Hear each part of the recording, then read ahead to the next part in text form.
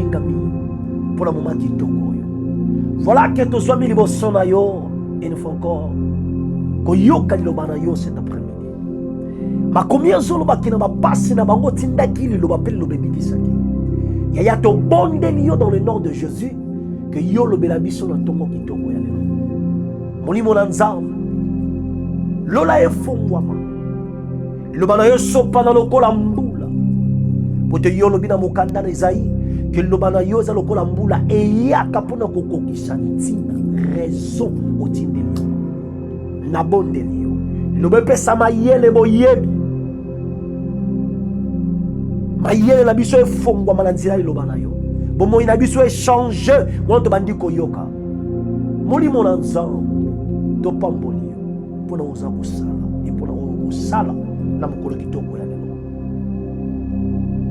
Mais yo otia liloba na nzambe so clair na matoi na biso na miso na biso poto sosola eloko nkola za koloba. Kumisama yawe pote mosusu lokola yo azate. Nyonso ya yo te tobebisi dans le nom puissant de Jésus-Christ de Nazareth. Bokonzi na yo eya e mokado na esala. Na kombo na Yesu Masiya tobondeli tolobi. Amen. Alléluia. To pamboli nzambe balingami tolobi lokumu kembo masan joli ezonga na mboka na nzambe. Et voilà que cet après-midi tozo koba na malakisi na biso likambo tali la trace de l'aigle dans le ciel. Tobandoko sur la 9e partie. Comme la partie 9. Partie 9. 9e partie na biso. Likambo tali la trace de l'aigle dans le ciel. Trace il y a aigle dans Mampata. Toza la partie 9. Ton 9e partie. Donc comme ici Zambé. Ceux qui ont manqué ma partie musu so yoka kite na bonde liyo molingami o zo ba copie. Je crois que na Facebook na YouTube ezali et ko pambola yo vraiment oyoka malakisi oyo et na yebi ke bomo na yo kotika la jamais le même na nzela kaka ya koyoka liloba na nzambe totangi makomi na mukanda na Job chapitre 39 le verset 29. De là il prit sa proie. Il plonge au loin le regard. Nous avons un verset 27 qui nous a 30 mais focus na biso dans le verset 29. Combien Zoloba? Ce partenaire que l'aigle s'élève et qu'il place son nid sur les hauteurs, c'est dans les rochers qu'il habite, qu'il a sa demeure, sur la cime des rochers, sur le sommet des monts. Bibelobi.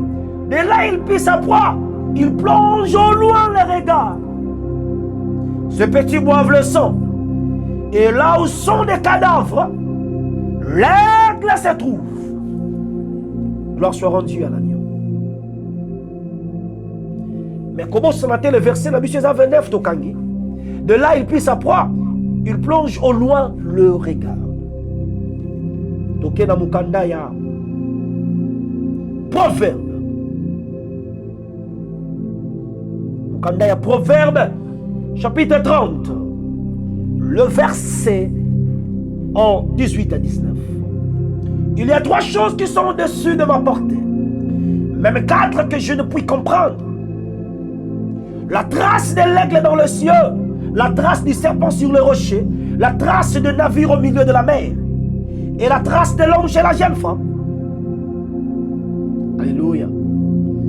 Donc comme ici Nzambe malingami tolbi kembo masan joli ezonga na mboka na Nzambe. Alléluia.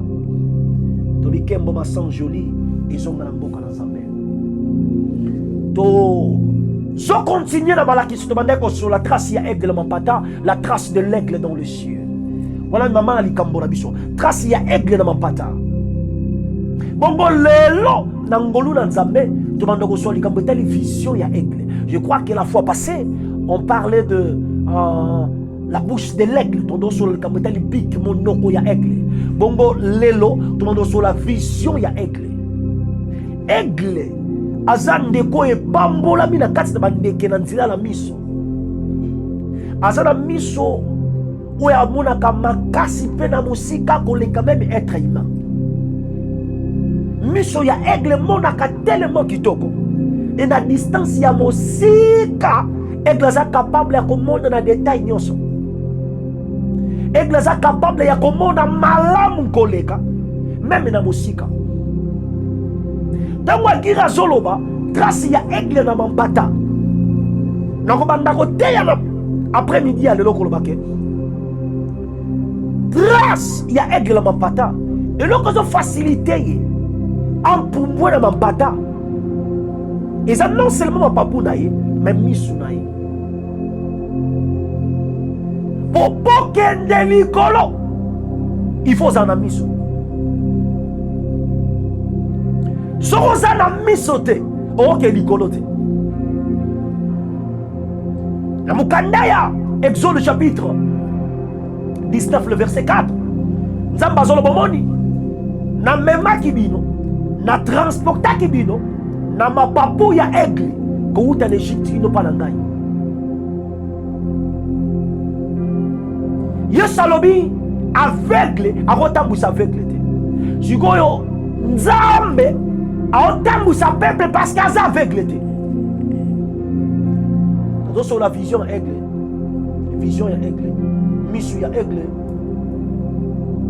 Nzambe akotambusa peuple parce que aza aveugle te. Parce que aigle alobi boy aveugle akotambusa aveugle musute.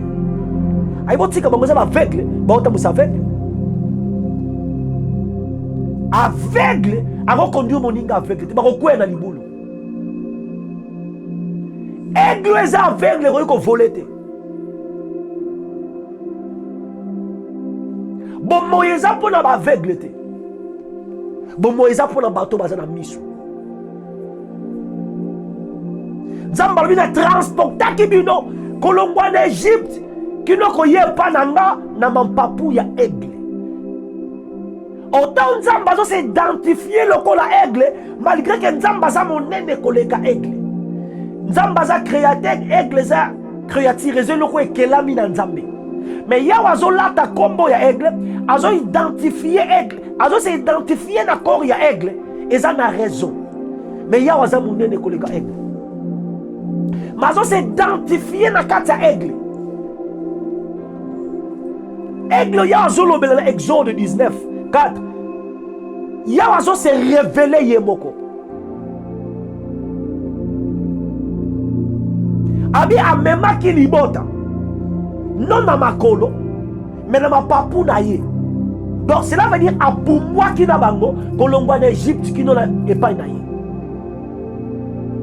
Mais pour amema bango, ayeba ki destination.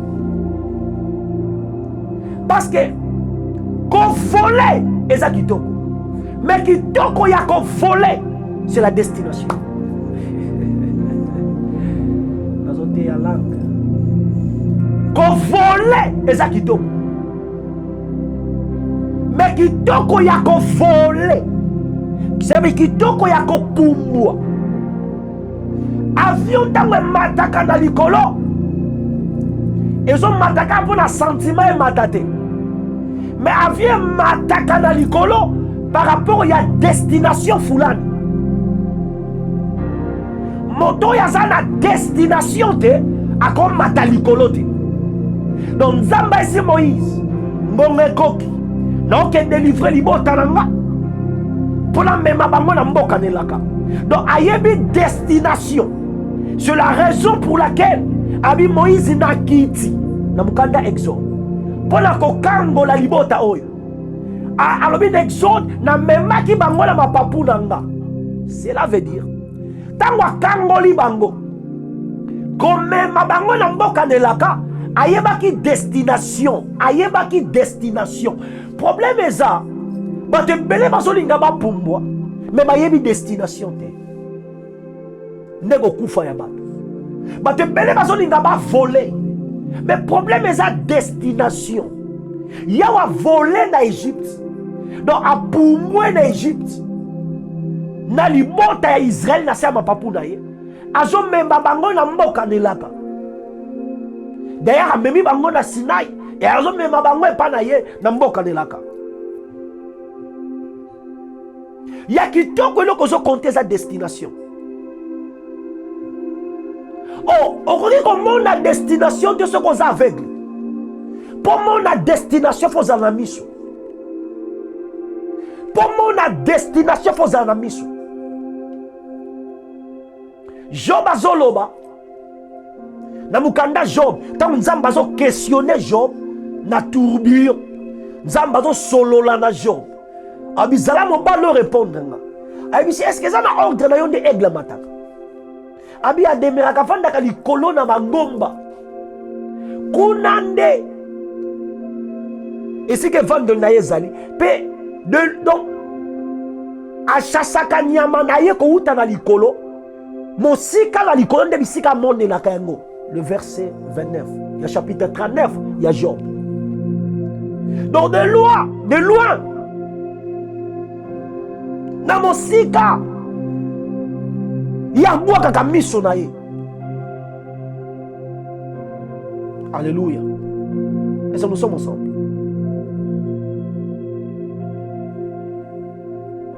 Alléluia.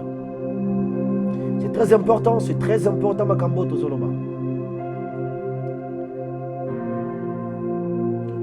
Oh my God. La Bible dira ceci. De là, il pisse sa proie. Il plonge au loin les regards. C'est ça, maman Ali Kamoranga. Il plonge au loin les regards. Il y a beaucoup de gens qui sont mosika. Donc, tant que l'église est dans l'icolo, ce qui a mon nyama, a mon destination. Donc, azo longwa na l'icolo, azo kita parce que a mon akitaka na sentimate. Tango egla tali na mai amoni mbisi. Donc egla azotika likolo, azotika juridiction na ye, azotika territoire na ye, azotika ngomba bisika demeraka. Azokita koya na mai pona ko récupérer mbisi amoni. Soki egla moni mbisi te akokita te kolanda yango. Ce qui a mon intabate, même mettez ton nyama, ou sepeli aboma, arokitate.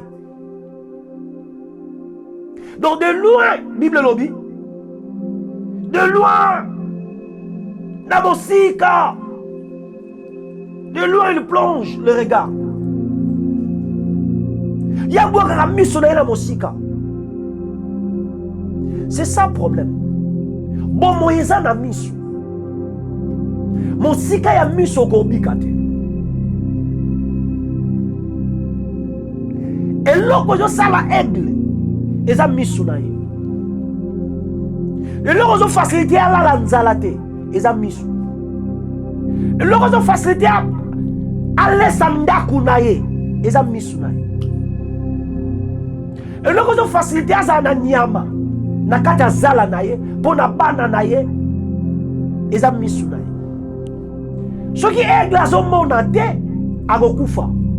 Pourquoi? Parce que ma casse naye et qu'on servir rien de l'autre côté. Egla bomaka na ba talon naye na munoko naye. Mais ba munoko na ba talon. Kitoko na ngoto ma casse na yango. Tango misu zo mona clair. Na tanga verset mo pona bandako meka ko limbola. Makambo tozolobawa. Alléluia. Yesu alobi aveugle agota musa aveugle mosuté. Bon Moïse na misu. Bon Moïse na misu molingami.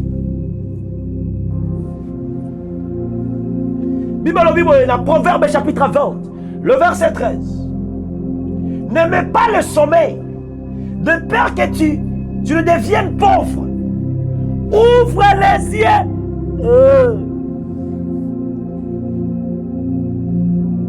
Bible. N'aimez pas le sommeil, de peur que tu deviennes pauvre. Ouvre les yeux, tu seras rassasié de pain. Ouvre les yeux, tu seras rassasié de pain. Ok. La funguli misu nanga. Na ko misu nzambe ngala sana misu minene. Na funguli misu nanga. Parce que Bible obito fungula misu to lipa, otonda na mapa. Mais na omona mapa ta. Mais ya lo Bible.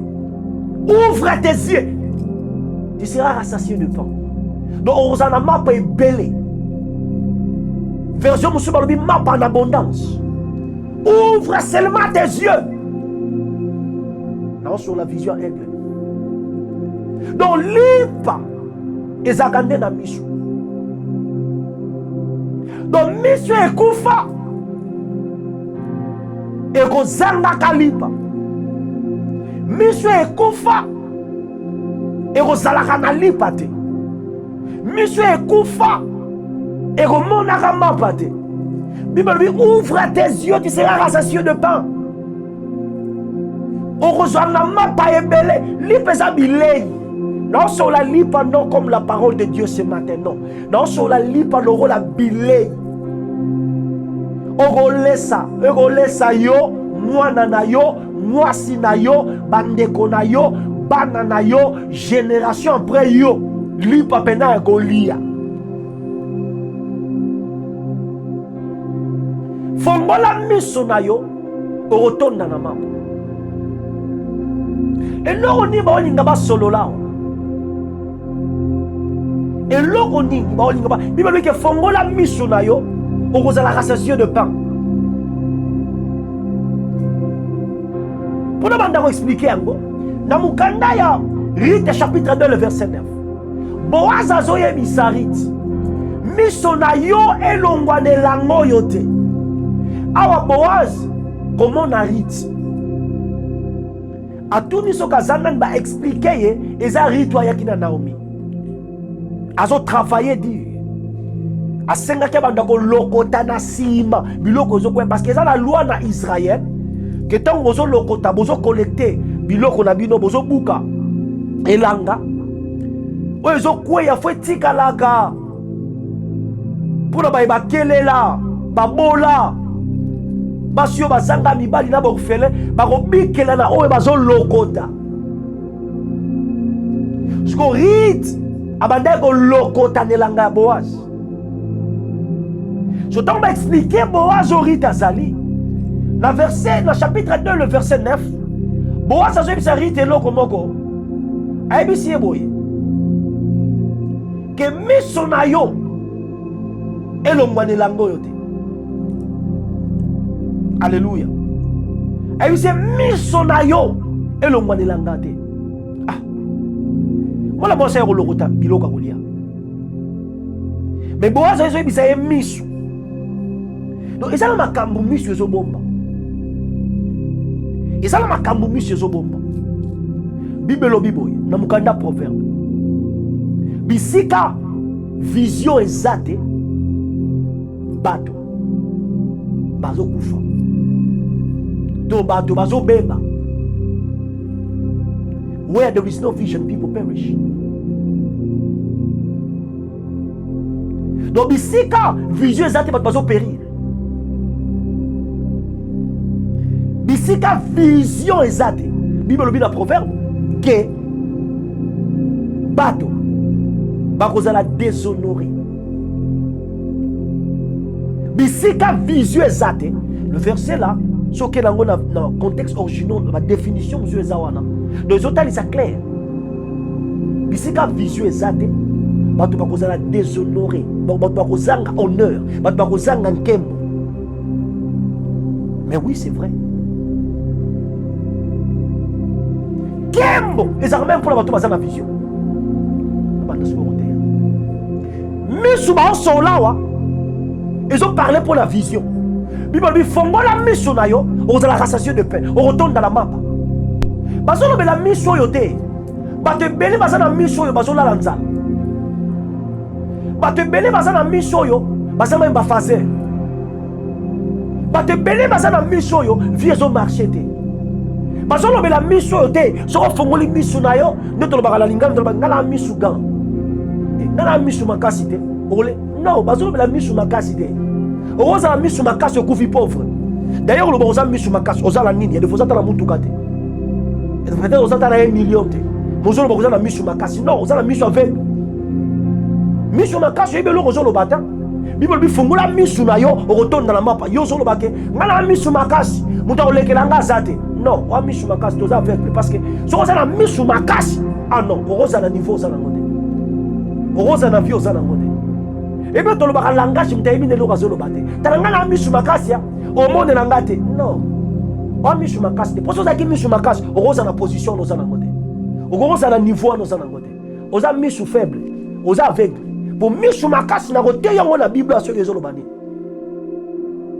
Bible bifongola misu na yo okotondisama na mapa Proverbe chapitre 20 le verset 13 donc bazoloba fongola misu yaya bazolobela vision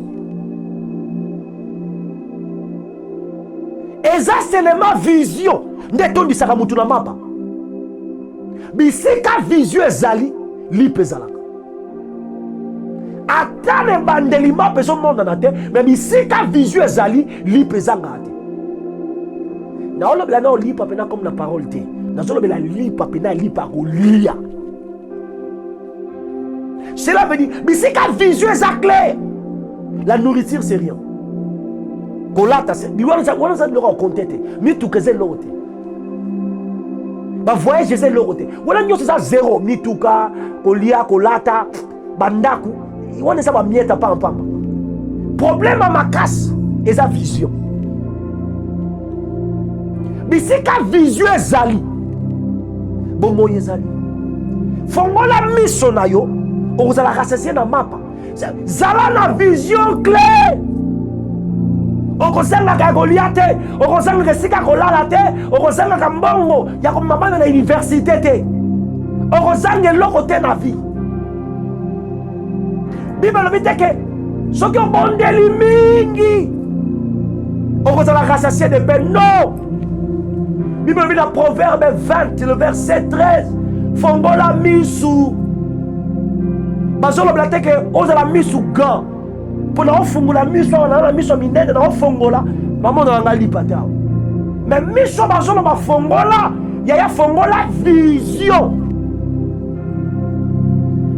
ya vie na yo eza seulement eloko ekopesa mapa na vie eza eloko ekokosupporte bana na yo eza eloko ekokosupporte ndaku na yo eza eloko ekosupporte libota na yo kozanga miso kozanga vision yaya oza ebembe motambola na makolo mibale kozanga vision na bomoi oza mokufi motambola na makolo mibale d'ailleurs baye basanga vision baza ba outillage ya koutilize mpona bato baza na vision bato bazangi vision na bavi na bango bautilisaka bango mpo okende mosika mpo azali na vision tala eloko ekoki koprotege yo na vie eza misu eza vision na yo eloko eprotegeaka aigle eza vision na ye soki aigle eza aveugle akoki kolesa mwasi na ye te akoki kolesa bana na ye te bana ne bamelaka makila baliaka mosuni me mosuni na makila ekouta wapi ifo mona nyama eloko nini ekosalaka yo pouvoir mpo na bana na bakoko na yo eza misu mibale oyo te eza vision ya vie ndeko kolesa bana ya bakoko eza vision za nango na vie vision ya aigle nde nazosolola vision ya aigle eza très important balingami kati na nkolo Bible zoloba na Proverbe 20:13 fongola misu bazolobela bato te bakangi misu bazolobela bato misu aussi eza kofungwama bafungola misu bakotonda na mapa c'est vrai bazolobela misu te misu na oteya na ntongo lelo oyo sengeli ofungula eza vision ya vie eza vision ya vie eza vision na yo fongola vision ya vie nde okotonda na mapa problème eza wa balingami moto azangi vision baetilizaka ye lokola nyama toza na langage tolobaka ke faut kotravailler dire sa vision eza malédiction oyoki ngata kotravailler dire eza lipamboli mais soki moto aotravailler dire azangi vision asa lokola ndoki azo miloka mutu azo travailler dire azangi vision na vie asa lokola ndoki azo miloka parce que azo silisa énergie azo silisa force pour na ko se détruire parce que lobi akozana eloko te. Sécurité ya vie eza na vision, garantie ya vie eza na vision, protection ya vie eza na vision, protection ya banda ya mwasi ya avenir eza na vision. Ce qui vision eza te, protection eza te, garantie eza te, avenir eza te. Vision eza nyonso ya bomoi. Na bi vision na yo eza nyonso ya bomoi. Na mukanda de roi chapitre 4.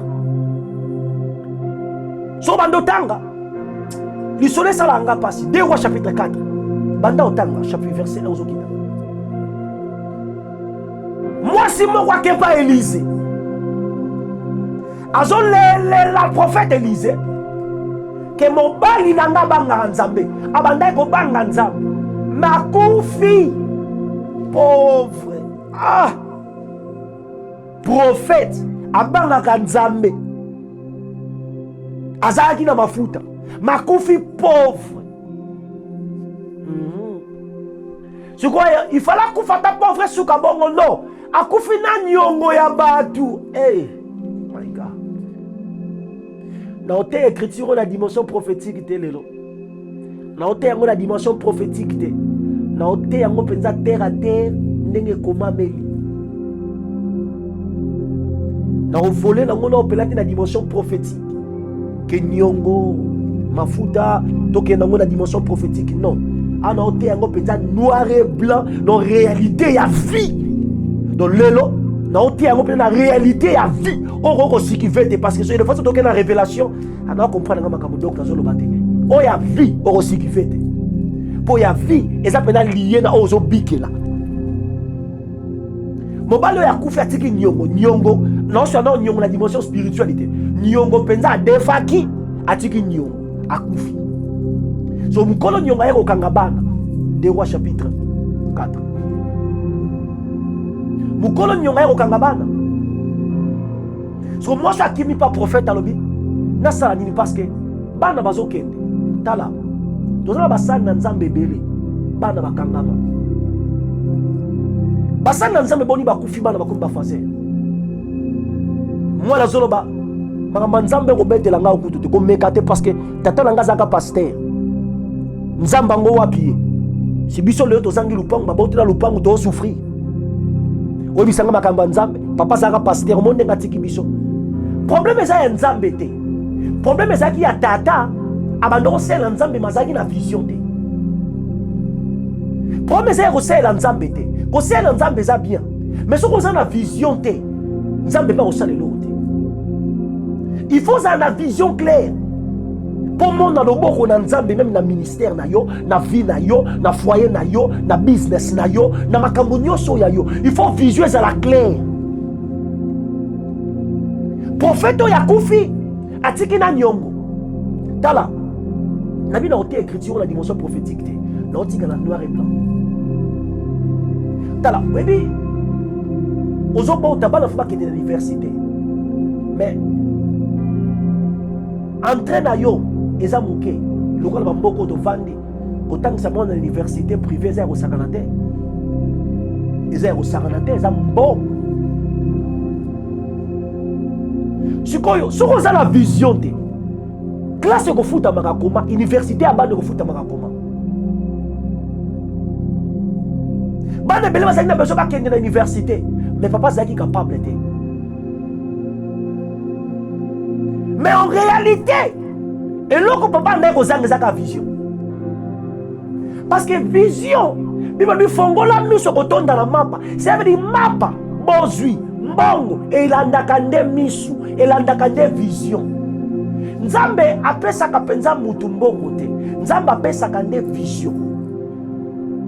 Cela veut dire nzambe aprouvoaka nde na vision parce que vision ezomemaka kaka yo moko te vision ezomema ba génération vision ememaka libumu na yo te vision ezomema ba génération ezomema batu donc miso ya nzambe ezaka likolo ya vision te C'est pour ça que Nzambe dit que ceux qui a pouvoir pour la vision, batu babiki.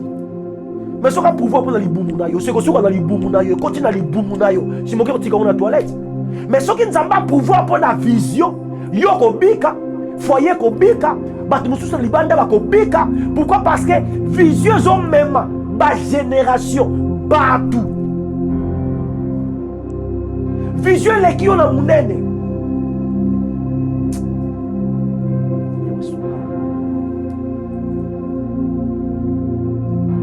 Alors, on a 2 Rois chapitre 4, prophète Akoufi a tiqué l'autre.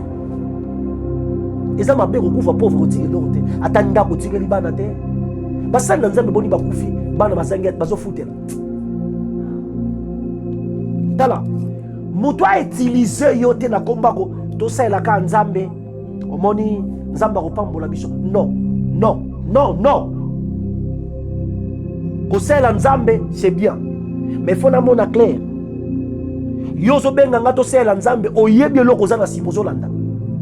Mais pour expliquer en mot clair na messe, ozo expliquer en ngote, ozo utiliser faiblesse et ignorance à batu mususu pour que de likolo. Tout ça loba mais docteur yo ngaka ote mbongo. Non. Mbongo c'est loko muke. Na ote abomo la parole de Dieu. David.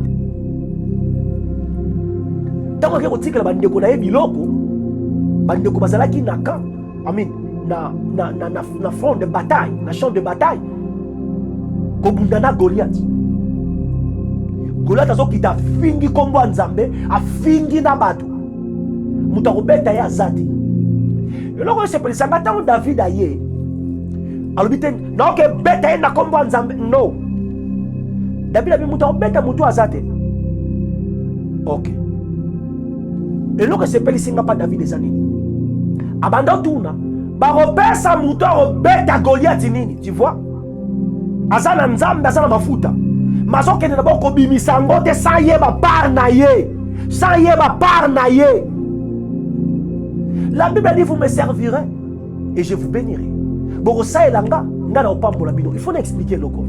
Parce que votre besoin utiliser ngo mabe. Conseil nzambe dans les néants na zéro, yes. Mais ce qui tobandi ko sela nzambe na zéro na néant, makambu nyonso to tracer yango bien likolo a mesa. Tango abondance goya ko panzane ko zalate, muta oke na gauche azate, muta oke na droite azate, muta kotikala na se azate, biso nyonso to se retrouver pour le kumu na nzambe. Parce que ko sela nzambe zavia bibo ko sela nga na ko pambola bino. Mais ce ko zo salela yo za na vision to pambola makoma. Il faut faire l'ensemble dans la vision claire. Vision c'est dans bon côté parce que problème mentalité à battre ça dans C. Vision c'est dans bon côté. D'ailleurs non comment on a expliqué le code. Vision parce que battre beli dans bon dans la vision T. Battre beli dans bon on a vu dans la vision T ya. Et ça là millionnaire bazo là le loko ba fazer. Et ça là milliardaire on le ba satan de l'autre côté. Donc tu vas comprendre que dans sur la bon côté. Non sur le loko ça likolo ya mbongo. Eza vision. Vision et l'équipe même machine ya mbongo peut multiplier ka mbongo de génération en génération. Mbongo ça va papier pas en pam. Non le loko yo ozo causer même ba papier wana salama. Mbongo ça biloko bike. Dans le besoin de loko na sima et l'équipe mbongo eza vision. David aye Yambo abeta Goliath. Azo luka d'abord yeba intérêt na yezani. Cela veut dire par nanga ezani. Na makama nzambe to yaka total c'est d'abord par na yo. Mais eloko ko sunga yo yeba par na yo, tango za na vision na yo. Parce que mutu azo benga yo bo travailler. Ayebe loko aza na kati. Aza na vision ebi siko zo kende. Parce que yo zo konta kana mouvement konti, o ebi siko zo kende te lobi kuna o pasteur asunga bisote. Ka yemoko za la mituka 5 biso za non problème eza yete problème eza na ebandeli ozaki clarté ne bandeli o bandoko mo na clarté parce que bandeli za mabe suka pe oza mabe to yepo na mbongo te na business oyo d'ailleurs Dieu soit loué na ote ya matin na position na zalelo moni ngongo nde na ote ya na mboko na ovanda na rosala je peux gagner beaucoup d'argent. Quand Bongo na vendu, parce que je travaille. Mais si on a bois qui sont moussala, on a gagné mbongo. Na teya, ok, on doit payer ça mbongo, mais na teya parce que moussala c'est la vie. Mais pour ma casse c'est awa, quand c'est l'ensemble sans vision, on a seulement instrument. Il y a des gens qui utilisent pas comme bisika bango bazokilinga bakoma et yo kotika na se moi ça kotika na se bana na se donc on est pas musuba boy ko yamba yesu parce que yo c'est la nzambozani vous avez bisanga nzambe yamba nzambe yo c'est nzambozani ozo comme la difficulté à expliquer bato bana na yo pourquoi parce que bon moi ils ont reflété nzambe ozo c'est la té problème ça ya nzambe té nzambe ko mimoni sa kolandisa monene ya vision za nango so ozana na vision té na makambo yo. Bien aimé, Orobunga. Alors, David a tout ni pas. Il y a Moutoua Gobeta. Et là, comme ma belle sous Yangoy. Moutoua Gobeta, vous avez un roi, vous foutez sous ma taxe. Mais ça, un papier, comment il va signer? Saoula, tant que ma David a bêté Goliath, il bien changé. Il bien changé. Tala. Au Saranate, na vie. Tous les gens qui ont 120 ans, 100 ans, ils ont mouké. Donc, tant que ça, aventure les athées. Jacob a beaucoup de bibouele ya noko ya noko na ye. Jacob a beaucoup de biloko ya noko. Ndeko ya mama na ye. Mais ndeko ya mama au sala Jacob iboye. A changé salaire ya Jacob 10 fois. Tala kusaka na batute. Comment la Bible, surtout qu'il y a la dimension, c'est ma brebis, non? Vous avez un bishop, une église, archibishop, mais vous avez beaucoup la Bible. Si vous avez une vision claire, bishop va se retrouver, il va se retrouver. Dans une bataille qu'on a de la mbong, qu'on a une vision claire. Mbongo est l'autre côté, qu'on bungi sa pensée au côté, parce que si on confond dengan la mbongo, au bungi. Mbongo est un papier. Mais il y a quelque chose au-delà où il y a un papier, on est salama. Ne l'eau dans un simana.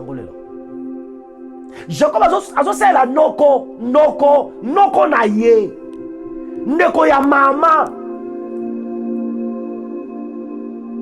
Mais ndeko ya mama zo futa Jacob ndenge sengela kite. Boni bazana l'église. Ba mona kate ekota ate. Boni bazana business, bazo comprendre te ndenge makambo zo leka ba signature, ba chèque. Bango bazo bikele lo côté, makambo zo leka likolo bazo bénéficier de lo côté. Na gouvernement ko to kolobate.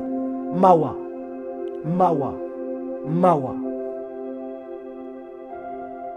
Jacob bazo sala ndeko ya mama. Ndeko mama sali Jacob ebo. Jacob va se retrouver comme une bande belé à zane lo côté. Je prêche la Bible. Jacob va se retrouver que non, bande ba komi belé. Ndana zane lo côté. Faut la zonga. Bandi ko zonga sur na nzela. Omoni soki parce que zane de kwa mama, pasteur oto utine musika, omoni ndemoto yebana kina. Nyoso aneza bien, mais makambu feza la claire likolo amesa. Ma vision ndeko causer makambo za la claire. So ko za na vision te, comment qu'on discuter makambo claire likolo amesa parce que oyebe loko zo landa te, oyebe loko za na kati te. Bato ba yebi ba na on avec expérience que je vis. Surtout dans le ministère, na ba faire, na business penza normal au somba côté ka aucun en Chine. Faut yebe loko za na kati. Jacob a dit non. Dans la monde nazo zonga parce que na retrouvé AGKI. Non si faut na travailler pour na pouvoir pour na bana na ngai. Yo kande kwa mama. Non ko kendete. Tala bantu bazana mitema yaya. Abi ko kendete. Parce que na comprendre que nzamba pa mbolinga na nzela parce que ba brebis pendie comme multiplier. Et ba brebis comme multiplier mais yazolela. Église zo mata. Pasteur azolela. Batu mususu ne bazo bénéficier. Église zo mata, ba pasteur mususu bazo le lancer, car pasteur moko likolo nazo se retrouver. Donc le compagnie zo mata. Seulement Batumi Balemi ça tout se retrouver. Batumusu ya c'est l'autre côté. Mboka. Seulement Batumi ça tout 4 5 ni bazo se retrouver na étendue ya mboka le ya Congo. Le les États-Unis. Batuka ba famille mouké ni bazo se retrouver. Population se retrouver té. Mais balobi que baza na gouvernement pour la hausser la peuple. Mais en réalité baza na ba agenda na bango. Baza na makambu na bango mususu. Bazo pakula peuple muso ba ya pamba. Na ça pendant le loté na ngambo wana. Mais problème na nga yango ezao. Abi ko kendete. Ko kendete pardon. Fixer là si salaire na yo. Tu vois? Mais pour la ninité à Lugara traité avant ce quoi yemaka non pas mon mananzela muto yo. Que ministère ont avancé parce que la salle ba oyo ba intercesseur ba zo bonde là pour la ninité que na sunga aussi les uns les autres. Pour la ninité que to kabola na kimia. Ce qui nzamba pamboli biso na liana bandeko. Que nyonso ekotisa na molongo. To kotisa ki mbongo kendaki na ba tu basa la informer. Donc osala kata ministère ou éviter ndenge mbongo kendaka yo zanoka on a le rôle étiquette. Non. Si réellement comme serviteur accepter de travailler, il faut nyonso zaname ça. To c'est l'anzambe mais to zana idée makamu ndenge zoleka. Donc to bien to c'est l'anzambe mais en réalité yo za chercher dek. Donc ouais dans les finances et dans d'autres choses, aux za chercher dek. Mais c'est comme un service makamu susu biso to sala. Non, non. Nyonso to sala parce que musu bazangi vision. Jacob a dit non. Nga on fixe un salaire. Awa maintenant a commis clair, a vu vision ya vie. Abi photo kabola, banyama ya tâche ba rozala ya ngai. O baza sans tâche ba rozala ya yo. Tu vois? Du coup là-bas baby que non, c'est difficile banyama baza sans tâche ba bota nyama tâche. Accepter un bon parce qu'il y a avantage ça dans ngambu na ye. Et nzamba kumisa mapona buanya na ye koza na insight koza na lolenge ya komona na kati parce que Jacob c'est un prophète. Akepena ko kata banzete. Alongoli na bitapi pena apaloli yango. Arranger yango biati yango pena na maji na mai. Po pene na mai. Banyama tamba o ya golia. Okomela mai. Rayon ya banzeto yo et donc changer le lenga banyama na kati na libu. Donc cela veut dire banyama bazo koma ba rien to ba tâche ko la ntsama loko et loko na science et en explication c'est difficile à expliquer en et loko Jacob asala. C'est là j'ai toujours dit ça c'est la révélation de Dieu. Ça c'est naroya una, ça c'est la révélation de Dieu. Mais pour makasi yango yo banyama bandiko botama oya batache oya makasi wana oya bien là-bas abandiko yoka mutema mabe là-bas jalousie bandiko mata omoni bazo travailler mais pour na nini tango banyama ebele bakomi ko botama ya kitoko na ngambo ya Jacob azo se plater omoni ke abazaika na posa ko utiliser Jacob ce que tango Jacob a vu vision a vie tala tango ça na vision mto ko utiliser ka yo azate. On s'en mouchoir pour la bâtiment, pas pour la mouton qui va boire comme Kendi. Non. Donc, quand vous avez la vision claire, mouton dit, bateau va une vision, ya. Pas ça le rôle de mouchoir, pas ça le rôle de l'on utiliser. Ah, benga ya roté ya zagana ngolo, nzamba rosa le to loukle moi quelque chose. Nous pas utiliser yo. Au nom de Dieu, pas utiliser yo. Na compagnie bazo utiliser yo mais on se retrouver té. Na gouvernement bazo utiliser yo mais on se retrouver té. Donc besoin la dimension nyonso na ba faire bazo utiliser yo no que nous sommes barabiloko yo no ça la contrat mususu mais on se retrouver té bato mususu bazo se retrouver. Nous sommes là qu'il y a des choses qui ne marchent pas. Jacob a dit non.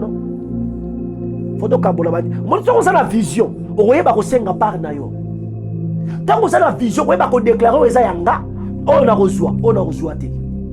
Parce que oye ba ko sola likolo mais ça parce que oyebi vision, oyebi loko zolanda, oyebi loko za na sima nango. Mais tant on a la vision te, oh yes. nzambe opambola biso yaka tosala oh yes oyebi na makambo zokota te yo ndimaka yes pour yeba il faut localiser vision donc aigle nazo sur la vision ya aigle nazo sur la vision ya aigle eloko esalaka aigle asanga biloko te eza vision na ye bana ne bamelaka makila baliaka mosuni donc ça veut dire bana ya aigle bavivaka na abondance abondance wana eutaka nde na miso ya aigle fo miso ya aigle mona nyama po bana bamela makila balia na mosuni en abondance soki yo bana bakovivre en abondance comment soki miso eza ya kokufa soki oza aveugle soki ozomona te bana bakotanga na université comment bana bakotambola na mituka bien comment bana bakovanda na bandako bien comment parce que yo oza aveugle eza miso ya aveugle ya aigle nesungaka aigle ke bana ne bazanga nyama te bamela makila bazala na abondance parce que femme akoki koboma nyama te soki amoni nyama te il faut amona akomona na miso mpo ozwa na vi fo ozala na vision claire soki oza na vision claire te bible olobi ke fongola miso kozala satisfait na lipa na mokanda ya proverbe 23 problème eza ya miso problème eza ya vision soki vision eza te yaya ozotravaille makasi mpona bato mosusu bakee likolo ozotravaille makasi mpona kofula bato mosusu ozotravaille makasi oyo yo kobénéficiaka te oyo bana bakobénéficie mpe te yana ndeko moto travaillaka na ye vraiment c'est un frère pour moi c'est un blanc aza mondele c'est un frère que j'aime beaucoup mais ce qui me fait mal c'est quoi surtout oza na mosala donc c'est comme si il peut se tuer pour la mosala mais chose grave semaine passée ndeko moko tondo kosala bango asali 17 ans na mosala ntango 17 ans na mosala azosenga ke retirement cela veut dire carrière na ye asilisi yango alingaki ndeko kosala makambo ne mosusu bien aimé ata secret tosepelisa moto asali 17 ans na compagnie ezalaki te ata secret ya pamba na bandi kosona balinga mosusu na bi moto asali 17 ans na kati ya compagnie aza na témoignage ya bien moto nyonso azoloba bien mpona ye mais mpona nini te tokoya kosalisa ata fete ya moke compagnie bokobimisa mbongo sikoyo ndeko totravare na bi mais mpona nini ozomiboma nayoki histoire na yo d'ailleurs nazoyokela bana no mawa pourquoi parce que soki oza te bana no bakozala comment donc soki ozotravailler il faut yo d'abord parce que même la compagnie bazoloba safety bazoloba d'abord donc faut d'abord safe ça veut dire faut d'abord bien so yo ozomi boma na biloko mosusu bato bakoki kosala yango 3-4 personnes yo ozolinga osala yango yo moko e nzoto ezosala opasi ozobangela ata banda na yo lobi ekozala comment nayebisi ndeko azoyokanga te des fois ntango ezosala yango ezosalanga mpasi na motema pourquoi parce que nazomona ndenge azokufa totamboli omoni ndeke azolela lokola nzoto azoyoka bien te obi me moto aza mayele to mayele te comment kosouffrir lobi soko longwe na compagnie babosani yo na mokolo moko esili donc travailler c'est protéger d'abord nyonso ezosalama parce que manque ya vision yaya nazoloba te kozala konéglige mosala non nazoloba komibatela d'abord yo liboso mosala nsima non mosala liboso yo nsima na compagnie non tala soki ozangi vision okozalaka na moto bato mosusu bakoutilize il faut ozala na vision claire mpo yeba eloko ozosenga na vie alors nazolobelaka vision nazolobela vision ngonga nanga mpe kei namekaka koexplike mwa moke na mbolo ya nzambe vision mpo tosola vision fo yeba source ya vision non parce que eloko ya kitoko ekofacilite biso mpona sola vision lelo ezaka mpona fo koyeba raison ya vision amin fona koyeba raison ya vision amin source ya vision eza nini moto mosusu alobi eza nzambe merci pour ça merci mais nazoloba source ya vision eza nini parce que mpo tosola vision bien il faut toyeba source nango source ya vision c'est la raison d'existence. Cela veut dire l'autre tobengaka papas. Source ya vision. Et ça, nabengaka destinée. Source ya vision et sa destinée. Source ya vision et sa raison. Cela veut dire. Et l'autre nyo ça va salango. Bazalaka d'abord na raison. Tina. Bazolinga ba ke de sale longo wana. Par exemple, mutuka ya Mercedes. Avant ba sala Mercedes. Ezalaki d'abord na raison. Raison ça ni moyen de transport. Nous avons besoin de moyens de transport. Il y a qu'on déplacer dans point A qui est dans point B. Raison wana ne mutuka zo ke ndo sala. Mutuka ça seulement moyen de transport. Et ça pour la déplacer on a point A sur point B. Balia a mutuka te ba mela a mutuka te. Mutuka ça pour la transporter yo. Donc raison d'abord ça qui liboso. Ne ba sali produit pour écoquissa, pour écoquissa et ça la tina. Cela veut dire transportation. Ils ont même battu na point gauche qui na point droite. Ils ont battu na point A qui na point B. Donc raison ne memaka produit ezanga. Si qu'on a mukanda ya Esaïe chapitre 46 le verset 9 à 11. Je crois que vous allez bientôt t'engager.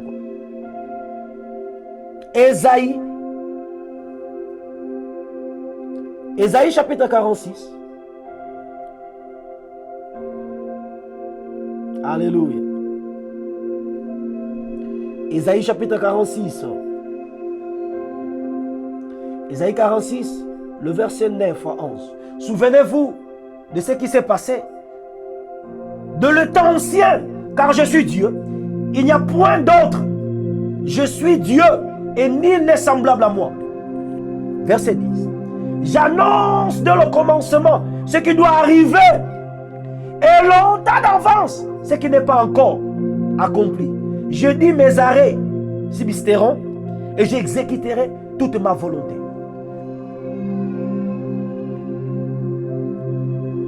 Volonté aussi, et ça raison et existence. Je vais expliquer.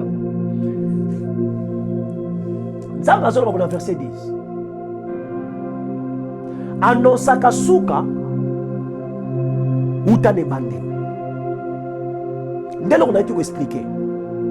Donc, Nzamba silisaka d'abord eloko sima azongi abandi eloko. Eza lokola ndaku eza po batonga ndaku fo ndaku esila d'abord. Ndaku batonga kango d'abord esila na papier. Basali chemin nango ceci cela. Ndaku basilisi yango. Donc ndaku si déjà ça produit fini. Nde muta bozonga nda bandi sikoko kotonga ndaku eza déjà kosila na papier. Et loko zolanda eza o ekomami na papier. Oye komami na papier ne raison tina. Oye azo sala maintenant azo exécuter cette raison là pour akomela yango.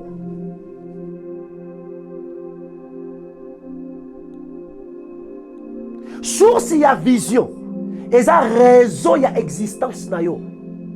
Tina ya bozalisi na yo. Soki oyebi tina ya bozalisi na yo to bozalaka jamais na vision claire. Soki oyebi en papaste raison te volonté parfaite en Nzambe ori jamais kozalaka na vision. Parce que vision et ça seulement commande raison et existence dans la musique. C'est sa vision. Et c'est raison et existence. Nzamba tiango kati na yo pe établir en liboso na yo. Par exemple, pour appeler cet exemple, Nzambe azobisa Jérémie. Dans Jérémie chapitre 1. Abi utali mumu ya mama na yebaki yo. Na établira ki yo lokola prophète avant même libumu ya mama na yo. Yo za mosakoli. oyo eza raison ya existence ya mwana mobali oyo Jérémie. Donc aye na mokili abengami na ministère prophétique wana eza raison ya existence ya Jérémie. Maintenant il faut azala na vision oyo ekomema ye na kati ya raison ya existence wana. C'est pour cela avant comme na verset 12 ya chapitre 1 Nzambe atuni Jérémie eloko nini ozomona Jérémie alobi nazomona ba branche ya nzete. Alléluia. Nazomona ba branche ya nzete ya amandier. Abi nazomona ba branche ya nzete très important. Nzamba ebisi omoni bien. Donc naza vraiment ya ngonge koki pona kokisa liloba na ngai. Jérémie chapitre 1 le verset 1 qui nous a 12. Ne bandeli nzamba zo sa Jérémie. Yo utali momanga na yebaki yo. Pe na établira ki yo lokola prophète. Oyo eza raison nzamba kelela ka Jérémie. Oyo eza tina nzambe akelela Jérémie. La deuxième des choses nzamba ebisie sikoyo. Natali sur raison. Et l'on connaît nos hommes. Parce que si ma raison est établie, et l'on comme il faut mon ango, il faut mon un prophète a mon aga. Abi nazo mon ba branche ya mandie. Nabi le on a volé la dimension prophétique. Pour amandier c'est important, ba branche nango c'est important. Parce que ce qui amandier zate tozanga na chandelier. Nalingina kende pena na ngambo wana te. Nalingina tikala na ngambo. Parce que bazo sala chandelier za nzete. Parce que bazo sala ngona ma ya nzete ya mandi. Mais ya moi ça porter lampe. Mais bazo exemple la ngona nzete. Très important. Maintenant on tikala pena terre à terre pour sur la vision. Point ngoyo. Raison existence na yo za liboso na yo. Ce qui au monde yango te vision ezate. Parce que différence il y a raison existence na vision ezate. Na meka ko limbo la ngo. Nandoko lo baboy. Raison existence na yo is when you know and understand what you were born to do. Or what you are born to accomplish. Raison existence na yoza. Différence entre raison existence na vision za. Raison existence yoza. Tango sosoli o comprendre eloko botamela kokokisa. Eloko tindameli ko sala. Eloko nzamba permettre yo obotama na mokili po sala po okokisa. C'est ça raison nzamba saleli. C'est ça raison nzamba tindelo na mokili. C'est ça raison nzamba zo garder même vie na yo. Ce qu'on vision eza tango moni yango pe ondimi yango par la foi obandi ko landa po komela yango. Parce que nzamba omoni sa yo eloko eza munene koleka présent na yo. Oromone eloko moko munene lokola na âge de 17 ans Joseph azomona bokonzi. Joseph azomona kembo. Donc Nzamba révélé ye abotama pour la kozala bokambi. Donc ministre na mboka d'Égypte. Donc wana nde Nzambe tina tindeli que Joseph c'est un politicien. Joseph est un politicien. Bien qu'il soit berger, mais il y a un domaine. Il y a politique. C'est pour cela que les politique, ce sont des sorciers. D'ailleurs, la politique, bien, ce sont des hommes de Dieu. Somme tabi ke bat nanzambe na politique ba ezaka promaye ko la peut-être za proma ko boza ko za koyeba. Parce que soki to longoli nzambe na politique eloko nini yozo selela. Parce que soki ya wakambite mutu so azo kamba suka na ngwebi keza kufu. Parce que, d'ailleurs, avant Nzambe a permis de nous kamba en Israël, faut Nzambe apese molimo na ye. Oko kamba batu te molimo ni yo zala ngo kamba batu. Parce que batu baza ya Nzambe. So, yo nani po kamba batu. Donc seulement ba baza na Nzambe. De baza na facilité ya kamba. Parce que ba kamba na influence ya molimo na Nzambe. Joseph, qui est à quel âme pour les politiciens, bien qu'aussi il était berger.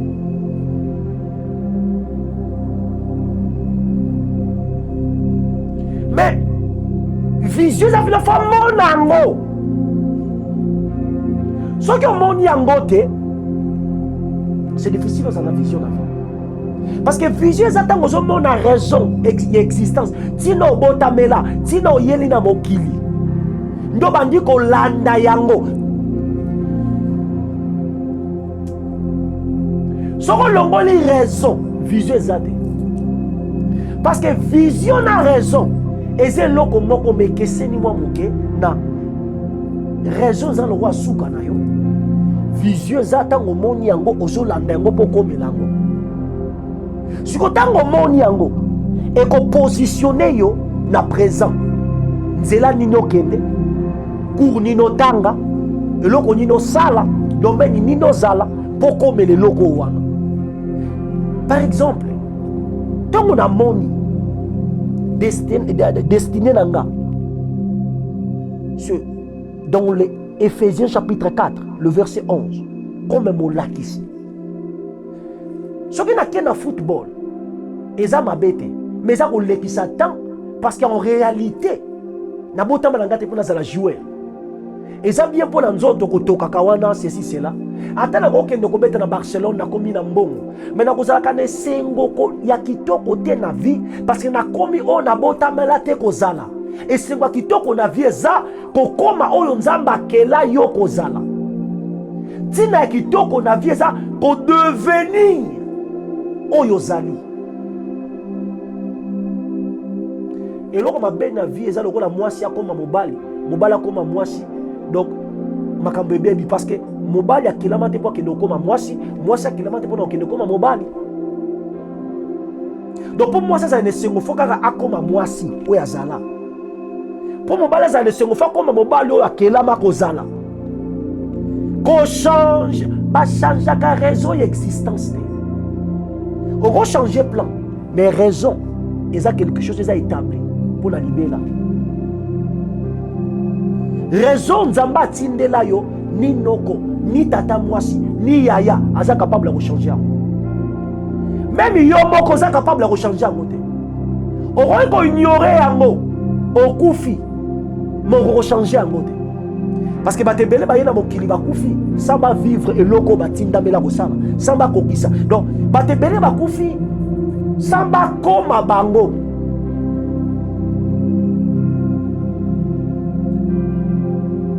Raison existence des sources ya vision. Parce que eloko nyoso nzambe abengaka atongaka yango na kati eloko wana. So nzambe abengi ozala ministre atongi capacité wana kati na yo. So okende na classe kobakisi eza lipamboli mais oza d'abord ne eloko wana kati na yo. Tala nzambe abengaka mwasi takoma mwasi na âge à 20 ans. Dès que moi nabotami bébé mwasi aza mwasi akokomaka mwasi monene wana mais kouta kaka na kozala mwasi moke azali. Mwana moke ya mobali akoki jamais kokomaka mwasi na kimukolo jamais.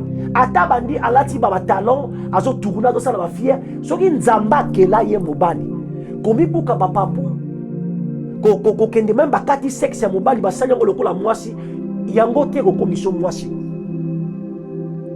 Parce que mwasi azala na capacité à komema semence ko ute pa na mobali ya bateli yango 9 mois pa bimisi. Siko ata o changer ndenge nini mobali okomema semence te ya mobali amin oyo uti na nzota mobali mususu efanda lokola 9 mois koma mwana e rosala donc ozo lexa tampamba.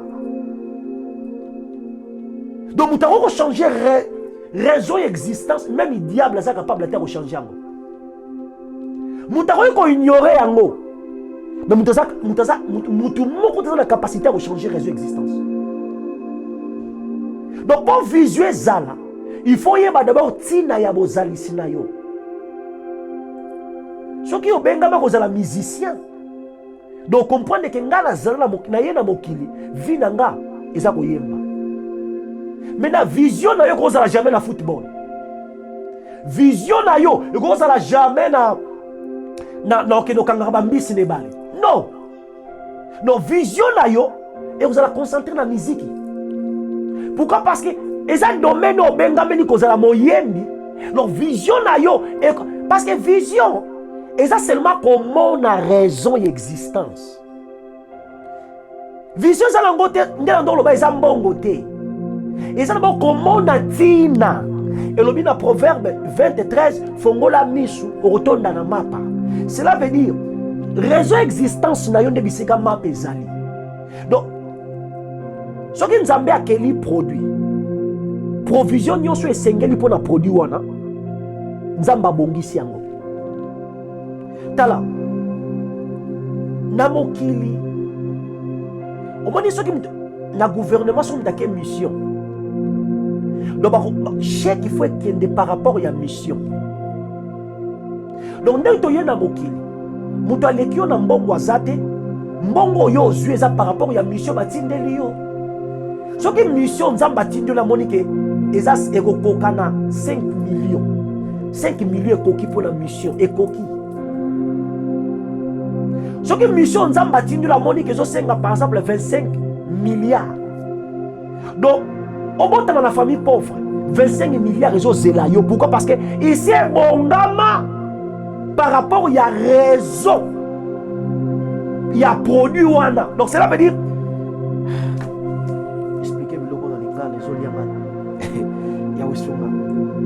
whatever God called you for, he provided for. Donc, et là, on a dans l'oba ezaboye. Et là, on zamba bengi yo osala. Biloko nyonso kozala kalango posa ko senga mapone loko wane salama. Chèque nango eza combiné eza ko kangama na raison na mission wana. So on voit que c'est mission wana, on reçoit chèque wana te. Donc ce qui n'a vu dans la bengama pour la ministère. Ya makambo na nzambe kozala molakisi. Donc mbongo nyonso na kozaka nango besoin nyonso na kozaka nango posa ezala onkaka na nzela entre ngai na raison existence na ngai. Problème nangeza na localiser raison pour ce qui na moni raison existence na ngai, c'est ça ma vision. Donc na kozala tante na ke ndolekisa na football na kozala tante na ke ndolekisa na makambo eza na relation te na ngai. Na vie, vous allez poser yeba nyonso te. Vous allez poser osala nyonso non. Le nom même monte aux allez comprendre bato qui na niveau vous allez spécialiste dans domaine moko. Bon nini? Parce que obengami te posa la nyonso. Obengami pour le osala seulement loko mo. Et loko wande vous allez source lipamboli na yo. Mais pour la source lipamboli faut monango. Comment na yango nde c'est sa vision. Sikoyo ce qui reste existence no yebi yangote okozalaka jamais na vision okozala ba mission na yo ya koma na mbongo ebele ya kosala loko yo kosala loko yo ozala ba mission na yo ebele mais okozala na vision te. Pourquoi? Parce que reste existence na yo moni yangote ndelo zolo ba ke vision eleki mbongo parce que vision de botaka mbongo eleki machine ya mbongo. Pourquoi? Parce que et rebonde la yo nyonso ozala ngo posa na vie ata de bandile kozala makasi ndeno lobaki mutu azo travailler dire azangi vision azalo kola ndoki. Pourquoi? Parce que azo bebisa c'est énergie. Ce qu'on ozala vision ozo travailler dire et qui to parce que ozo investir na kata vision lobi kuna tango kokoma ata makasi esili éliminer vision kozwa charge na yo. Vision ko supporter yo kino même isuka mikolo na sena bon même ibanda no bakotikala soko kena batu lokola ba Fiat batu asale mutuka si bakufa Mercedes mukolo lango peut-être mukolo Mercedes ya kufa bakoko na bana nde bazobikela lelo mais zala ki seulement idée na mutu ya mutu a localiser raison ya botamela Pour résoudre le problème de transport. Et les lots, on a bakoko. Famille à Mercedes, bien mais ce sont des milliardaires. Basana et Kokoka. Et ça c'est combiné combien de personnes, mais banda qui n'a mutu à mutu moko. Ba Toyota ndenge moko. Donc problème est à moko. Problème est à moko. Obenga mela po sala nyonso te. Obenga po sala loko tinda meli. Localiser yango. Pozwa vision ya vie. Parce que si on localise yango te, on ne reçoit jamais vision ya vie. C'est impossible. Il faut localiser. Vision est nini. Ah mais quand on peut savoir idée. Vision is a glimpse. The vision is the glimpse of the future that God has purpose for you. Eza kozala na coup d'œil. Abenga coup d'œil, to kozala na crèche. Komona. Et loko nzamba bongisa pona yo. C'est ça vision. Vision is as close as deepest desire. Donc vision ça penza pene na yo loko la désir à makasi ozala kanongo na vie. Yeah. Vision eza pena pene eza musika na yo te. Désir à makasi ozala kanongo na vie. Désir eza penza ke oyo ko longwa te butu loko la moi. Désir ya kati penza oyo ko cause même ata liwa na yo. Ki ba ko longola ngote. C'est ça vision na yo. Tala, vision possess you. You don't possess vision. Donc, vision zo posséder yo. Mais yo zo posséder vision te. Cela veut dire oko luka mo musika na yo te, eza kati na yo. Il faut mona d'abord résoudre existence non de pour mon ango. Donc vision possess you. Donc vision zo posséder yo. Na continuer. Vision is the idea that never leave you. Donc vision za idée o ekoki jamais otika yo. Donc eza idée olalaka, olamuki idée on ekoko longwaka jamais. Eko longwaka jamais. Vision is what you keep seeing even when you close your eyes. C'est la vision eza eloko ozomona même okangi misu na yo. Donc atana kangi misu na nga. Je vois ma vision. Nazo mona vision nanga. Atala kangi misu nanga, no mona vision nanga. Do ato kangi misu. Oko kanga jema misu na vision. Do ato kangi misu. Oko mona eloko wana. Oyo benga mela kusala.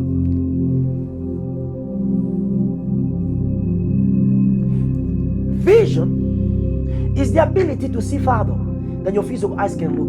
Vision is a capacité à komona musika koleka etaleli ya miso na yo. Eza komona musika koleka bisika miso eko komona. Aha. Komona musika koleka bisika miso eko komona. C'est ça la définition de vision.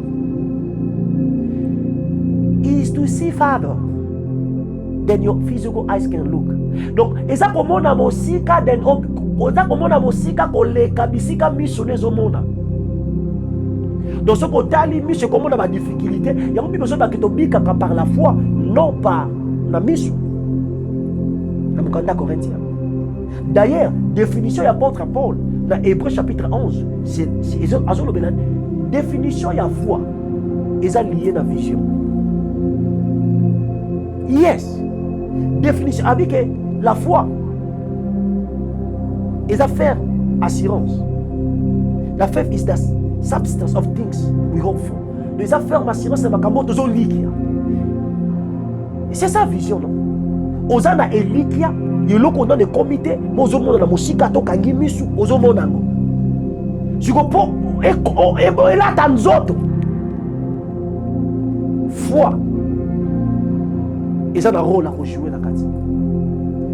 Définition de Hébreux 11, et ça par rapport à la vision.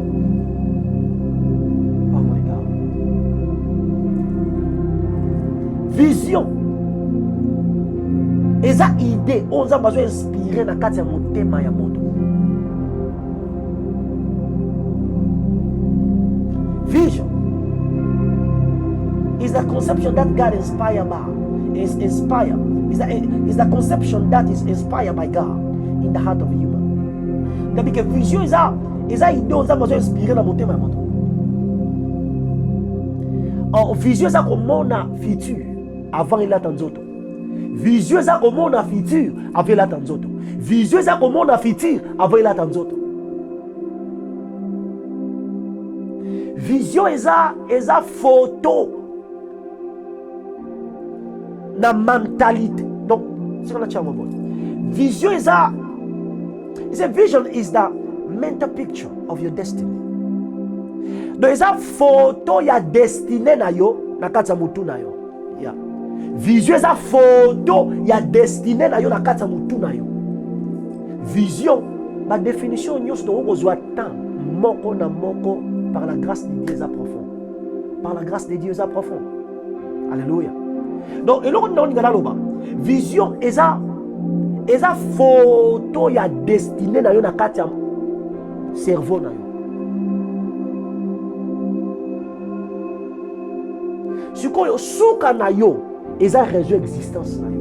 Ndeba ce que moni yango, c'est ça votre vision. Ce que moni raison existence na yo, cela veut dire que la vision jamais na vie. Parce que vision eze loko ezo zanga na moni bato asaleli nzambe suka basuki pauvre problème ezaki nzambe te. D'ailleurs tikala meka koloba moke onction pe vision. Onction ezo garantir vie na yo te. Vision das vision ezo garantir vie. Parce que na mokanda de Roi chapitre 4 prophète oyo akufi atiki nyongo atiki mafuta na ndako mafuta qui parlait de l'onction et tikali na ndako mais prophète akufi pauvre na nyongo. Donc ceux qui ont la onction ont la vision de okufa pauvre problème les gens bazo kufa là onction nous avons besoin de double onction comme Élie article là qui Élisée double onction. D'ailleurs, votre Bible n'a pas de double onction. Parce que surtout, le nom ici qui ça, everything is double. Votre Bible n'a pas de double onction. D'ailleurs, sur laquelle aussi la double onction existe. La Bible vous a dit pour votre ressource. Et là, comme on a au sein, à la position. Donc, double portion. Parce qu'il y avait beaucoup de prophètes. Parce qu'en Israël, ce qu'on a bana. Le rôle à 6, ozo kabula bango biloko, faut kabula moko oya liboso kozwa mi balé, le rôle dans double portion et confirmer supériorité na ye likola ba mususu. Par exemple, Anna na Penina. Anna ba ndoko pesa ye double portion, ils ont confirmé supériorité na ye likola Penina. Malgré qu'ils ont beau tâter, mandoko ont double portion, donc double portion ils ont la supériorité, ils ont la kimokolo, ils ont la place. Il y a liboso. Batozo yemba double portion, tu es mis la vision petit dans la route. Dans un besoin de foutre à double portion, double.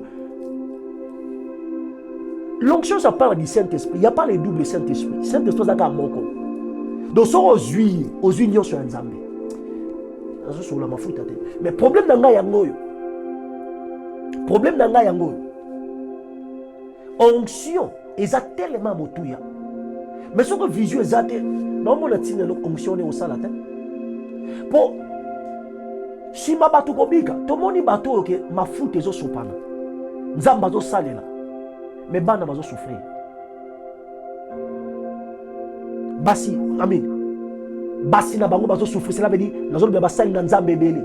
O bazala mafuta, basi na bango ebele bazo souffrir. Bana na bango bazo souffrir. Nazo be la basali na nzambe, ndi na lobi encore basi na bango. Parce que nous toujours répéter que ma baby docteur est en polygamie. Non, je suis contre la polygamie. Problème dans la yango. Sur aux anguilles vision. Même ma foute est au soumo de l'autre. Problème c'est ma foute à thé. Je commence à dire dans Nzambe. Dans Mukanda ya Genèse chapitre 28 à partir verset 11. Jacob a moni nzambe na ngwende na ye échelle kiti amoni ba ange bazo mata bazo kita. Tout cela c'est très important. Mais problème na ngeza nzamba soli na ye mais là-bas zo souffrir. malgré que ayoka voix ya nzambe, malgré que nzamba sola na ye, mais là-bas ils ont maltraité ye parce que vision na ezaki non claire te. Mukolo Jacob a qui vision claire que ba nyama o ya tache ba kozala ya ngai. Dès ce jour-là, abimaki na boumbu ya là-bas. Donc moni que ça problème te ka sola ki na nzambe. Problème ça qui vision. Donc ba ko manipuler yo, ba ko nyokola yo, ba ko utiliser yo, so ko zangi vision. Mais so ko suit vision ya vie. Mutu nyosa ko senga yo demande. Mutu nyosa so ya na nzela na yo, oyebi ni no ko accepter, oyebi ni no ko accepter. Pourquoi? Parce que vision so permettre yo, on a ko sala te. D'ailleurs, pour mutu ça la discipline na vie, il faut ça na vision. Ce qui vision exacte, discipline ne peut ko sala rater.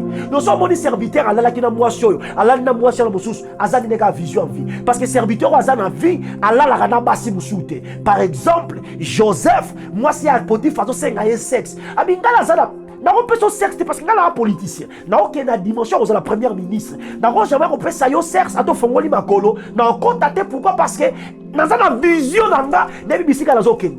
Parce que ce qu'on a la vision, oui bien le roni ko boya, oui bien le roni ko accepter. So moni mo sala nzamba la kina oya la na oya. Azangi vision à vie.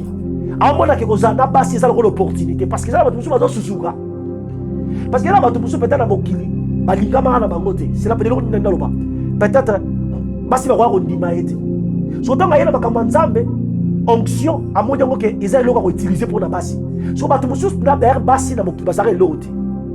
Cela veut dire basi ne bandoko kufa ye so songa yela bakamba nzambe si réellement ça na vision asa na tanta bandoko kufa basi parce que atike ngona mokili so ko landela ngoni obula mosenda nzambe aso susuki la basi alala na oyo alala obi opena villageois ezali ko aso susuki la sexe na mokili bato basakana ki basali aventure bato musu basakana ki te ato sakana ki te nzamba pamboli obali moko ozo susukila nini losa mutu musu luka susukili sexe obi openda wasa kwa mbwa penza ozo susukila iloko mutu musu ozo bwa kisa iloko yoto susukila yawe sunga nyonso ezaka kozanga vision. Joseph a boyi sexe parce que ayebi eloko aza nango na nsima azolanda. Et puis, tant que ça a une vision, vous avez accepter, vous avez le boya. Donc, vision va permettre, vous avez même une zélanie nos ok. Manque de vision, ok, dans zélanie. Et il y a un dossier ensemble, il y a un repas pour la bise ok. Vous avez une ayote l'oignon sur l'andrassima. Protection, il y a vision, parce que vous avez sali demande. Et puis, on a vision, ça marche. On a vision, ça ne marche pas. Non, je ne peux pas. Je ne peux pas. Ma parti politique est bien signé ma papier et ça a causé ma vision. Et là on y ne peut pas zima et là on y ne peut vision no eza ni état de politicien. Ba corrompre yo na mbongo yaka o signé ma papier on dit OK. Et ça quand manque de vision. Manque de vision, ni ma politicien bien va signer ma papier. Donc ba bien lo ba zo la de la tête non, ba zo la de la mbongo bi ke o ba sa pe lo kwa ba niama. Mo mo so mo la za lo kwa ba zoba. Parce que ce qu'on a une vision, on a nos hommes pour la bataille. Mbongo est l'autre. Vision peut ça comme tout même dignité, valeur, respect. Mbongo peut ça valeur, respect. Mais tu peux pas ça mbongo va respecter à bangote. Asa mbongo maintenant je que le wani amayi, ana mbongo la couleur de jupon. Donc mbongo peut son valeur. Mais vision et valorisant Bible bayo bazangi donc mais c'est ka vision zambi donc bato na baza déshonorer ya gloire déshonorer donc mutu azangi vieux za honneur te omoni ba politicien belé bazangi son honneur alobaki lelo oyo lobi akotina oyo alobaki azana vision claire te mais mutu azana vision pas proposer mbongo te atika mutu lokola Mandela na boumbo a oumeni na kata prison. Et puis, il va nous proposer combien? Mais il y a des gens qui ont landa. Nambongo na bino botika nango. On dit à souffrir, mais souka na ngo. Tu sais le grand président le roi Mobutu. Mais pour dire Mobutu ça, bazo kanisa Mobutu le roi Mandela. Ba président belé ba kei. Ba mususu kuta ta sangola bango bien beta ta sangwa nyoka, moko beta sangola bango te. Manque ya vision. Tu sais na batu bibengi seko na seko ya za éternel. Lelo batu babosani. Manque ya vision. D'ailleurs, les orgueillés, ce sont des gens qui ont vision. Parce que Moutoua, ça n'a vision, ça a orgueillé. Moutoua, ça n'a vision, et que lobby après lobby n'a osalate. Mais vision, il y a là. Au moment où tu as ouvert la politique, il 30 ans, ils ont préparé l'autre côté. Oh, peut-être que les gars, zoba. Parce que ça a une vision. On a éternel et terrolega. Mais il faut visuer ça la claire. Parce que, à ton pays, vision kotika là. On kende dans les boumounayo, dans le cimetière. Mais vision kotika va toujours barobi kango. C'est pour ça qu'on a mis vision sur bika pour dans les boum. On a la villa à Paris. Mais tu vas rebosser ça. Villa c'est rien. Vision. Na politique, na business, na ministère, c'est la même chose. Ma serviteur boni ba osé l'ensemble, pasteur ka mokonda zomona. Mbongo, ba mususu wana mawa. Et l'autre, to sait la nzambe ya opambola biso. Na garantir yo. Soki na $1, éclaircissement ezalaki te. Lumière ezate. To nzamba opambola na ba million. Éclaircissement kozala te ndenge moko ezangaki na $1 soki na $1 lumière ezalaki et na nzela lumière ekokontinue tala mutu na utilize oyo na kombo ya nzambe tosalelaka nzambe non kosalela nzambe c'est ma vie mais naza na bana tala Pierre atuni Yesu na biso toolanda réellement eloko nini tozo aza na mwasi na bana. Dans la vie à Pierre, alandaki mbongo te, mandaki yeba réellement pas en weza kasiboni. Yesu alobine leko e bopambola, et leko zo ya vie éternelle. Cela veut dire boko bikela nankembo na ngambene leko d'abord. Parce que vie éternelle tozana ngo, ne leko opambola. OK. Pierre azaki loko sa mbongo te. Mais dans ministère na ye azanga mbongo te. Parce que andoko luka yeba clair. Donc tozo la mbongo te, mais makambu fa ça clair likolo amesa. Et ça pour ma mbongo te mais makambu fa ça la clair. Pour lelo loko ezana ngote, lobi loko ezate, mais lobi kuna tame kozala. Ce qui makambu c'est là qui clair. Ko panza de kozala te. Oh docteur makambu zo sola. Réponse c'est ça pour la ligne ba panza naka. Manque ya vision. Parce que les bandeli yo ba utiliser ki oka na miso ko kufa nzamba opambola biso you know yaka to c'est la nzambe ya ko pambola biso okepe na loyenge musale mati on se retrouver te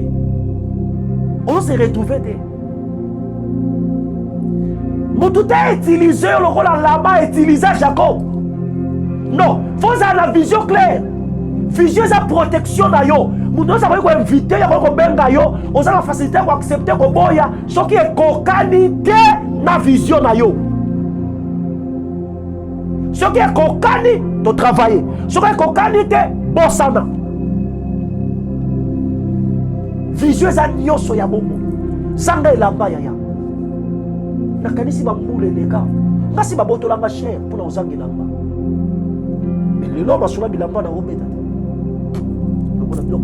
on comprend que bilamba c'est rien mais tout ça on met dans la téléphone bilamba ozo ko même ta salité na fanda kala lobela bilamba za salité parce qu'on vend des bisika bazo beta ba milliards ba millions ba compte so yo beta ba sula bilamba ko likeza buzoba et lamba ça ka le papier hygiénique pour moi ndenge mon papier hygiénique eza ndenge mo ko lamba eza de lamba c'est l'autre problème eza ata lelo ezate lobi ezate soko za na vision claire kolata c'est rien molingami kolata c'est rien bilambe ko sila kate d'ailleurs ba modèle ko ya tala problème eza ya vision vision ko lata et ko lata isayo et ko lesa yo et ko zanga nyoso be ko zanga vision Bible bi fongola miso aveugle la ko tambusa ba aveugle te donc muto azangi vision so ko tambusa ba to bazangi vision za kufa. C'est pour ça qu'il faut que vous ayez un mokambi au vision clair. Tous les serviteurs bénévoles de l'église Kotonga, tu vas passer un bon allié. Azali na aye bi loko salate ya. Tala o ko liam bon nyoso église, tu vas ko sana yo. Mais ce qui vous sala e mati. Yaya, mbongo eyaka yo mozo bituna nazala kana posa mbongo te mezo ya. Pourquoi? Parce que musala ezala ko la brand etikali o munyo sa ko tia confiance apesa yo. Mais to sali cotisation lupangole. To sali cotisation lupangole. Si mana ya encore na tia cotisation bosana ya. Tala vision, faut que la vision claire. Moni l'église le belé tonga mi ça pasteur à sa division. Na sen bosana nzambe qui précisément na na ça bosana nzambe na province moko na Congo. Toujours fouté là, na tongi temple. Beaucoup le pango le bitobi.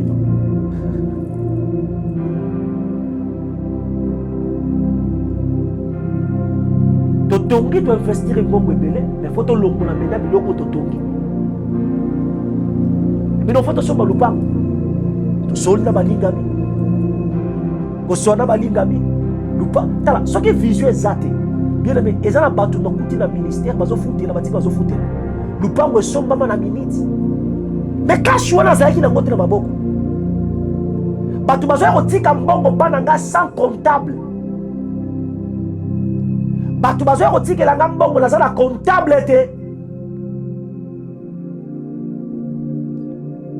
Je suis à l'États-Unis aujourd'hui.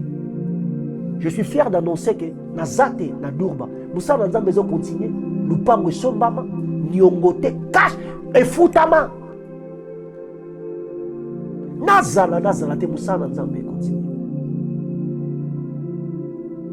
Donc, l'église est bonne, il y a un bon lupango balia. Na kwa kolia mbongo lupango ngeko sila nango.